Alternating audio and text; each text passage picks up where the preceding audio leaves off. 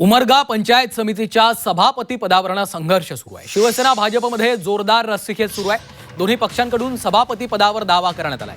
भाजप सदस्य सहलीवर गेलेत, शिवसेनेचं टेन्शन वाढलंय। अडीच वर्षांचा फॉर्म्युला ठरलाय अशी माहिती आहे। मात्र पहिलं 2.5 वर्ष कुणाला यावरून आता तिढा निर्माण झालाय। उमरगा तालुक्यात पंचायत समितीच्या सभापती पदावरून भाजप आणि शिवसेनेमधील रस्सीखेच अद्यापही कायम आहे। भाजपचे जिल्हा उपाध्यक्ष कैलास शिंदे आणि शिवसेनेच्या माजी आमदार ज्ञानराज चौगुले यांची कन्या आकांक्षा चौगुले हे सभापती पदाचे प्रमुख दावेदार मानले जात आहेत। दोन्ही पक्षांमध्ये 2.5 वर्षांचा फॉर्म्युला ठरलाय अशी माहिती आहे। मात्र आता आधीचं 2.5 वर्ष कुणाला संधी मिळते यावर संघर्ष सुरू झालाय। त्यातच आता भाजपचे सदस्य सहलीवर गेल्यामुळे शिवसेनेचं टेन्शन वाढलेलं आहे।